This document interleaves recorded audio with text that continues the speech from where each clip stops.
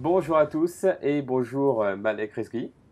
Bonjour à tous. Donc aujourd'hui, je suis avec un entrepreneur, enfin j'ai envie de dire un serial entrepreneur. Vous avez créé plusieurs entreprises, dont notamment votre dernier né qui est Domi, qui est dans le domaine des objets connectés et du bien vivre à la maison.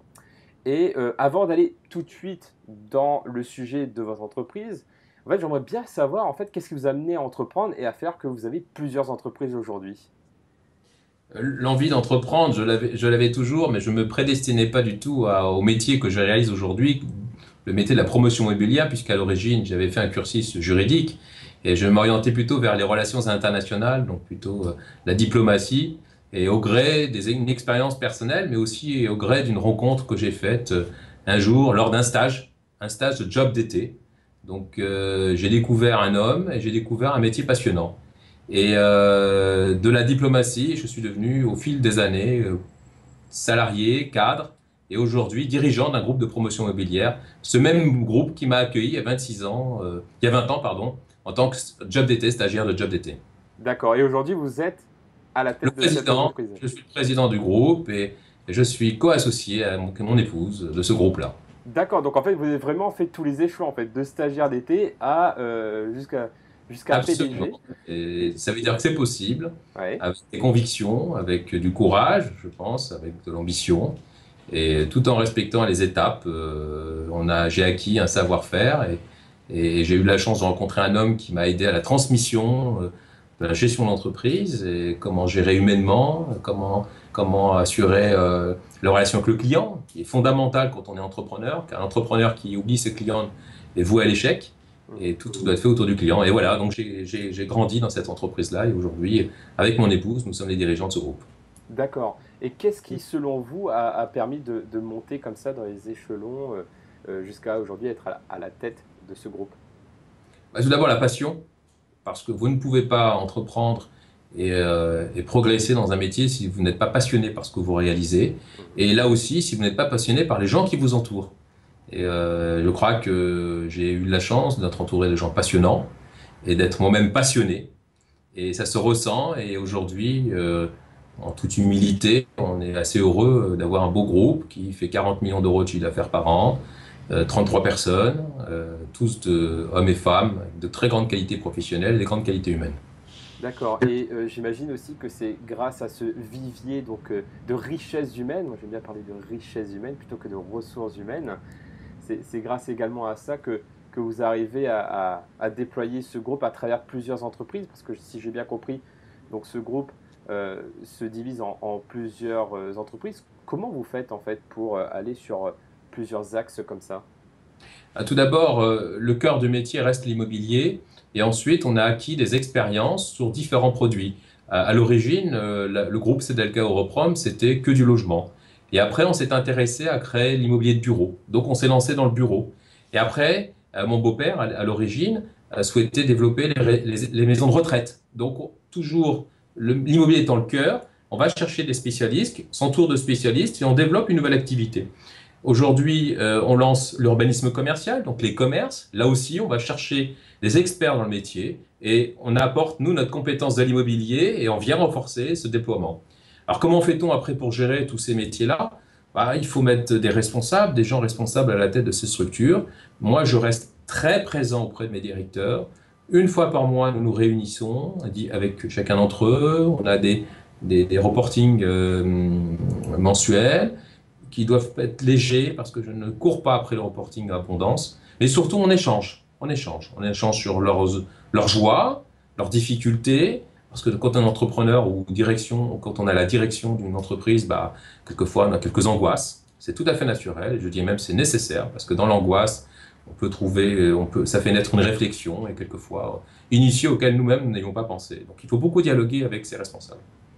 D'accord. Donc ça, pour vous, ça fait partie des ingrédients du cocktail de la réussite, j'ai envie de dire. Et est-ce que vous verrez d'autres ingrédients, justement, si là on parle donc à d'autres entrepreneurs qui aspirent à développer leur entreprise, quels seraient, selon vous, quelques clés ou quelques ingrédients qui permettraient d'augmenter ses chances de réussite dans ces projets? Alors, je pense qu'il y a d'autres entrepreneurs qui ont mieux réussi, qui réussissent mieux que nous, qui pourraient le mieux en parler que moi, mais Je pense que d'abord, il ne faut pas être pressé, il faut prendre le temps, il faut marquer des paliers dans sa progression. On n'atteint pas. J'ai beaucoup vu des entreprises avoir des fortes croissances et disparaître rapidement, aussi rapidement qu'elles ont cru. Donc, il faut vraiment prendre son temps, marquer des paliers et moi, il me paraît d'avoir une vraie stratégie. Voilà. Il faut écrire une histoire et cette histoire-là, il faut la respecter. Il faut aller pas plus vite que le temps qu'on y consacre. Vraiment, y marquer des étapes et avoir de l'empathie. Hmm. Il faut avoir beaucoup d'empathie. Il faut de l'empathie pour les gens qui vous entourent. Il faut de l'empathie avec les gens avec qui vous traitez. Il faut avoir de l'empathie avec les experts avec qui vous bossez. Beaucoup d'empathie. Et les gens vous le rendent bien parce que ça fait naître des relations de convivialité. Et ce qui manque, je trouve aujourd'hui un peu partout, c'est ce rapport humain. Et à mes yeux, il faut remettre le rapport humain au cœur du dispositif du développement, de tout type de développement. D'ailleurs, ça me fait penser un petit peu au mantra du CJD, du Centre des jeunes dirigeants, qui dit bah, de remettre l'homme au centre de l'économie et pas l'inverse. Et c'est vrai, c'est la clé. C'est la clé. Enfin, je ne connaissais pas ce projet du CIDJ, vous disiez, c'est ça? Voilà. CJD, Centre des jeunes C'est- dirigeants, oui. ok, du CIGD, je ne connaissais pas, mais c'est une vérité. Dans ce monde des technologies, qui est indispensable, hein, on vit une révolution. Je pense que l'humain a de plus en plus son rôle à jouer. Hmm. Et d'ailleurs, ça fait penser aussi à, quand vous parlez donc beaucoup d'humains, c'est quelque chose qui revient souvent, bah, des compétences que j'appelle les compétences humaines, les soft skills, qui sont toutes ces compétences qu'on n'apprend pas à l'école mais qu'on utilise au quotidien, bah, comme vous l'avez dit, l'empathie, l'écoute, la patience aussi, c'est une compétence, hein, ça s'entraîne d'être patient. Et voilà, donc il y en a plusieurs comme ça des compétences. Et j'ai vraiment l'impression que ces compétences humaines ou compétences entrepreneuriales sont très importantes pour vous et dans votre quotidien. Et je me demande, bah, quelle est la place que vous accordez à ces compétences-là, en fait? Elle est très importante. L'incompétence, vous l'avez quand vous arrivez dans l'entreprise, mais aussi elle progresse au fil des années au sein de l'entreprise. Et pour acquérir cette compétence-là, vous avez le quotidien et le terrain, mais vous avez également la formation. L'entreprise, elle doit consacrer du temps et de l'argent pour la formation. Je suis un fervent défenseur de la formation. Et vous faites progresser et vous tirez vos collaborateurs vers le haut parce qu'ils deviennent de plus en plus performants. Ils acquièrent de l'expérience et ils la partagent avec vous. Et du coup, l'entreprise s'en trouve bonifiée. Donc, la compétence, vous l'avez évidemment parce que vous avez un cursus scolaire, vous avez eu des entreprises dans lesquelles vous avez travaillé qui vous ont permis d'acquérir ces compétences. Mais l'entreprise a la responsabilité de continuer à former ses collaborateurs. Et la formation, c'est essentiel. Essentiel. D'accord. Et c'est une forme de reconnaissance. C'est-à-dire, je crois en vous, l'entreprise croit en vous, elle mise sur vous, et vous devez, en contrepartie, enfin, vous devez, mais ça se fait naturellement, pouvoir lui rendre. C'est un investissement, en fait. Vous C'est investissez l'investissement. dans vos collaborateurs. C'est un investissement rentable. Il y a un retour sur investissement nécessairement. Mm. Alors souvent on me dit, mais oui, mais tu sais, ton collaborateur, il a été formé, mais il va ailleurs. J'ai dit alors, très bien, il va profiter de son expérience, et il sera fier de dire, j'ai appris dans mon précédente entreprise, j'ai été formé, mais c'est très bien, au contraire.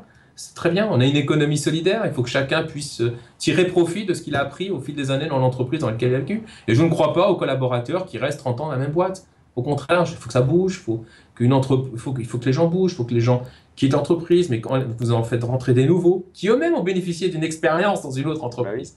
Donc je suis très favorable. Très favorable. D'accord. Et d'ailleurs, ces formations, pas uniquement sur des aspects techniques, parce que c'est vrai que souvent, on dit va me former au savoir-faire de l'entreprise, qui sont souvent donc techniques, mais il y a aussi toutes ces compétences-là humaines qui sont, entre guillemets, annexes, mais en fait non, qui sont indispensables pour le bien vivre en entreprise et pour la performance. Voilà, vous avez dit une fois un bien-être. Il faut que la personne soit bien dans sa peau et pour cela, elle a besoin de considération. Hmm. Voilà. Super. Et d'ailleurs, bon, là, on a parlé de collaborateurs.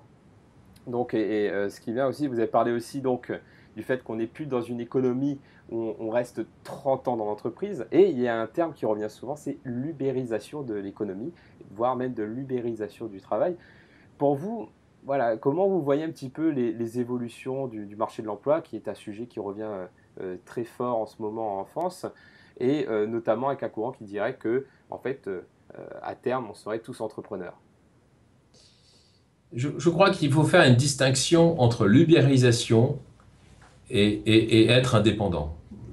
pour moi, c'est vraiment deux choses différentes. Euh, Pourquoi aujourd'hui on a de plus en plus d'auto-entrepreneurs?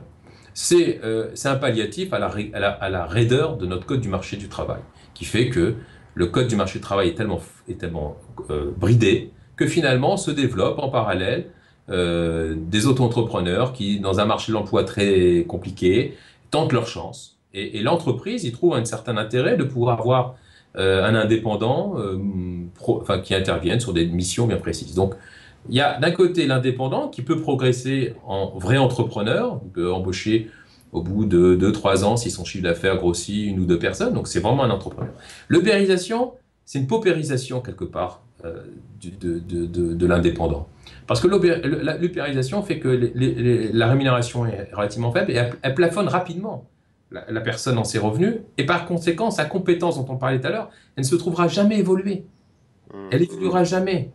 Et là, on va se retrouver avec une paupérisation d'indépendants.